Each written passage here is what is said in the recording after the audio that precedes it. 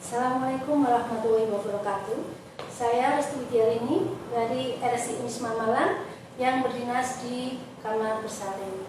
Alhamdulillah pada kesempatan pada pagi hari ini saya akan mencoba memberikan pengetahuan dan sharing tentang tanda-tanda bahaya pada kehamilan. Tanda bahaya pada kehamilan diantaranya adalah perdarahan.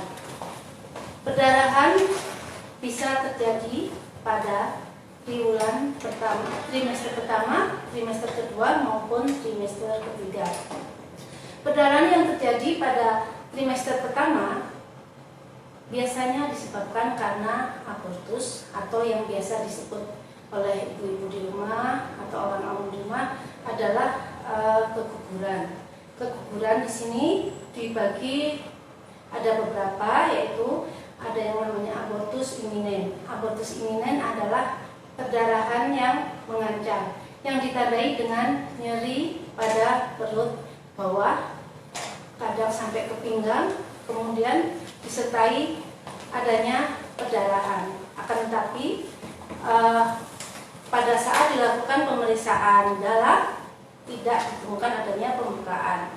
Untuk selanjutnya adalah abortus insipien, yaitu abortus yang sedang berlangsung, yang ditandai dengan perut nyeri hebat, ada perdarahan banyak. Kemudian saat pemeriksaan dalam akan ditemukan adanya teraba jaringan dari hasil konsepsi atau hasil dari buah kehamilan. Selanjutnya perdarahan yang disebabkan karena abortus completus. Abortus completus di sini adalah perdarahan yang terjadi tapi buah dari kehamilan sudah keluar semua. Pada saat dilakukan pemeriksaan sudah tidak teraba jaringan dari kehamilan itu. Untuk selanjutnya saya akan membicarakan tentang perdarahan yang diakibatkan karena kehamilan di luar kandungan yang disebut dengan kehamilan ektopik. Kehamilan ektopik ini yaitu kehamilan yang terjadi bukan di dalam rahim, akan tetapi yang tersering adalah terjadi pada tuba fallopiae atau bukan di dalam rahimnya, sehingga terjadi rasa nyeri hebat, kepala pusing, dan terjadi perdarahan di dalam organ yang dibuahi oleh kehamilan tadi. Yang selanjutnya perdarahan pada triwulan kehamilan trimester kedua. Kehamilan trimester kedua biasanya disebabkan karena adanya plasenta yang menutupi jalan lahir atau yang biasa disebut dengan plasenta previa. Tanda dari plasenta previa adalah adanya perdarahan tanpa disertai rasa sakit. Ibu akan merasa keluarkan darah yang berwarna merah segar. Selanjutnya, perdarahan pada trimester kedua adalah perdarahan yang diakibatkan karena solusio plasenta atau plasenta yang terlepas duluan sebelum terjadi persalinan. Perdarahan ini biasanya berwarna hitam, kemudian berkumpal, disertai nyeri hebat pada perut sampai ke pinggang, dan disertai berkurangnya gerakan dari janin. Selanjutnya, tanda bahaya yang lain adalah keluarnya cairan pada saat kehamilan trimester kedua, yaitu usia kehamilan 7 sampai 9 bulan. Keluar cairan ini biasanya tidak terasa, jadi keluar sendiri tanpa lain sama rasanya kalau PAK itu. Kalau dia akan pecah keluar sendiri tanpa dirasa baunya itu khas, bukan seperti bau PAK lain, warnanya terus bening. Ada pula yang keruh. Kalau keruh itu berarti ada kekhawatiran pada janin. Selanjutnya tanda bahaya yang lain adalah tanda pusing, nyeri kepala hebat, nyeri ulu hati, kemudian pandangan mata kabur, ada bengkak pada muka dan tungkai. Bengkak pada tungkai biasanya normal pada ibu hamil pada triwulan kedua apabila saat dibuat istirahat bengkak akan menghilang. Akan tetapi apabila bengkak masih menetap disertai tanda kepala nyeri hebat, pandangan mata kabur dan nyeri ulu hati, segera datang ke rumah sakit untuk dilakukan pemeriksaan. Hal ini biasanya disertai dengan tingginya tekanan darah ibu yang biasa disebut dengan preeklamsi atau keracunan kehamilan. Apabila tidak ditangani dengan baik, akan menyebabkan terjadinya eklamsi atau kejang pada ibu hamil. Hal ini akan dapat menyebabkan dan mengancam nyawa ibu maupun janin. Selanjutnya, pusing pada ibu bisa juga disebabkan karena ibu anemia. Pusing itu bila dibuat duduk kemudian berdiri terasa mata berkunang-kunang, kelopak mata diyakini putih, bila ditandai dengan itu, ibu segera datang ke rumah sakit untuk dilakukan pemeriksaan pengambilan darah untuk dilihat apakah hemoglobinnya normal atau tidak. Apabila HB ibu kurang dari 11, ibu termasuk ke dalam anemia. Selanjutnya tentang gerakan janin. Gerakan janin pada ibu hamil dimulai pada usia kehamilan, biasanya terasa pada usia kehamilan 20 minggu atau 5 bulan. Gerakan janin mulai terasa keras. Gerakan janin pada ibu normalnya dalam 1 jam ada 3 kali gerakan.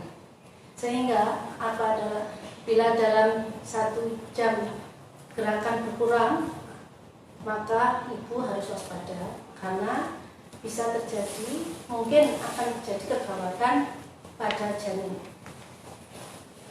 Selanjutnya, sebenarnya yang pertama saya lihat ini tentang mual muntah.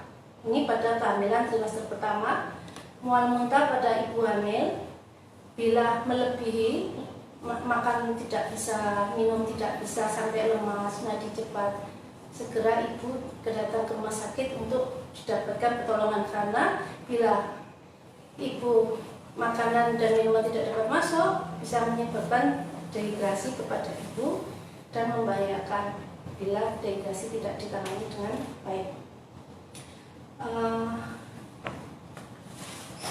Selanjutnya, demam tinggi pada ibu hamil bisa disebabkan karena adanya infeksi. Infeksi bisa karena dari infeksi saluran kencing yang dapat mempengaruhi dari kehamilan ibu sendiri atau infeksi yang disebabkan oleh yang lain. Sementara ini yang dapat saya berikan. Sebelumnya, bila ada salah kata saya mohon dimaafkan. Bila ada pertanyaan, monggo ditanyakan di kolom komentar. Nanti saya jawab. Gitu. Oke. Terima kasih Bu Restu. Ini ada beberapa pertanyaan dari Ical. Terima kasih. Assalamualaikum. Bagaimana cara agar tidak terjadi pendarahan pada kehamilan awal bulan? Pada awal kehamilan memang rentan terjadinya pendarahan, apalagi apabila ibu mempunyai aktivitas yang tinggi. Misalnya aktivitas yang tinggi ibu adalah seorang pekerja keras, misalnya ibu ada bayi, ada anak-anak di rumah, biasanya kan yang namanya ibu hamil kan juga harus melakukan pekerjaan rumah tangganya, itu yang dikurangi. Kemudian tidak melakukan aktivitas yang berat, misalnya olahraga. Kemudian tidak melakukan hubungan suami istri yang terlalu sering. Jadi misalnya 1 bulan misalnya 5 kali, aktivitasnya dikurangi lagi karena hormon yang dikeluarkan pasangan, hormon dari sperma yang dikeluarkan pasangan akan dapat menyebabkan terjadinya kontraksi pada rahim sehingga menyebabkan perdarahan. Jadi untuk aktivitas hubungan suami istri dikurangi terlebih dahulu. Apabila ingin melakukan hubungan suami istri, lebih amannya Bapak menggunakan alat kontrasepsi kondom untuk melindungi agar sperma yang mengandung prostaglandin itu tidak masuk ke dalam jalan lahir itu, sehingga tidak akan terjadi kontrasi kalau menggunakan alat kontrasepsi kondom. Oke, terima kasih Bu Restu. Ini ada lagi Bu Restu 2 pertanyaan lagi. Saya bacakan semuanya, nggih. Yang pertama adalah apabila saya mual dan muntah, apa perlu langsung ke rumah sakit? Dan pertanyaan terakhir adalah kalau kehamilan usia sekitar 7-8 bulan, terus keluar cairan nih, apakah itu pasti cairan ketuban? Terima kasih. Untuk pertanyaan kedua tadi tentang mual muntah ya Mbak ya? Iya. Mual muntah ini sebenarnya mual muntah pada ibu hamil apalagi trimester pertama adalah normal, akan tetapi bisa menjadi tidak normal apabila setiap kali makan ibu tidak bisa masuk, jadi keluar lagi, setiap kali makan keluar lagi, buat minum keluar lagi, walaupun sedikit keluar lagi. Itu yang harus ibu segera ke rumah sakit. Kalau hanya sekedar pagi aja muntahnya pagi aja, terus siang malam tidak apa-apa, tidak perlu ke rumah sakit, tapi tetap kontrol, tetap ibu melakukan kontrol bila ada, karena ini musim pandemi ya, jadi ibu kontrolnya bila ada keluhan yang sangat seperti yang tadi saya sampaikan di depan tadi itu ya. Jadi untuk mual muntah diawali kalau perawatan di rumah, setelah bangun tidur ibu jangan langsung berdiri, tapi ibu duduk dulu, minum air teh hangat manis kalau ada, atau air hangat manis ya. Jadi sudah disiapkan di samping kamar. Kemudian bila rasa mual sekali, nafas panjang, ada aromaterapi misal punya aromaterapi ini, dihirup, keluarkan, nanti akan mengurangi rasa mual. Kemudian selanjutnya pertanyaan ketiga. Oke, pertanyaannya yang ketiga tadi, kalau kehamilan usia 7-8 bulan terus keluar cairan, apakah itu pasti cairan ketuban? Untuk memastikan apakah itu cairan ketuban atau tidak, perlu dilakukan pemeriksaan. Jadi kalau ibu mengalami keluar cairan ini kok baunya tidak apa ya, istilahnya pesing ya. Kalau BAK itu kan pesing tuh. Kalau air ketuban baunya khas, jadi tidak terasa pesing. Kalau ibu sudah curiga, kok ini baunya nggak sama dengan air kencing ya, saya harus ke rumah sakit ya. Itu karena di rumah sakit nanti kita harus memastikan lagi dengan melakukan pemeriksaan darah dengan menggunakan alat. Jadi nanti pakai kertas lakmus untuk menentukan apakah itu air ketuban atau tidak. Oke, terima kasih. Ini ada lagi nih dari akun Laila Dahamza. Terima kasih Bunda Laila. Ini pertanyaannya, Bunda mau tanya berapa kali ibu hamil harus memeriksakan diri ke dokter? Apakah jika ada keluhan saja? Terima kasih Bunda. Monggo sebenarnya yang bagus adalah minim itu maksimal sudah 4 kali sudah berhubungan dengan tenaga kesehatan. Boleh itu ke dokter, boleh itu ke bidan. Akan tetapi karena musim pandemi ini, untuk kita memutus rantai penularan, kita meminimalkan dengan cara membatasi. Jadi kalau ada keluhan baru kontrol ke tenaga kesehatan. Tetapi kalau di RSI Unisma ada telemedicine, jadi ibu bisa lewat telemedicine itu untuk menyampaikan keluhan-keluhannya itu. Nanti kita bisa disambungkan ke bagian jin atau kandungan itu. Oke, terima kasih. Pertanyaannya bagus sekali nih.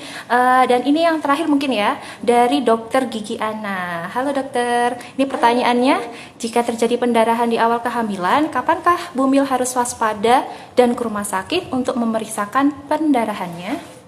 Terima kasih Dokter Gigi Ana. Jadi gini, untuk Dokter Gigi Ana, kapankah kita ke rumah sakit bila terjadi perdarahan? Kalau perdarahan, dokter harus segera datang ke rumah sakit, karena kita akan melakukan pemeriksaan apakah penyebab dari perdarahan ini, apakah abortus meninggal atau abortus insipien atau yang lainnya. Maka kalau perdarahan saya sarankan untuk segera ke rumah sakit. Seperti itu. Oke. Terima kasih Dokter Ana. Alhamdulillah. Mohon maaf tadi kalau saya banyak salah-salah kata.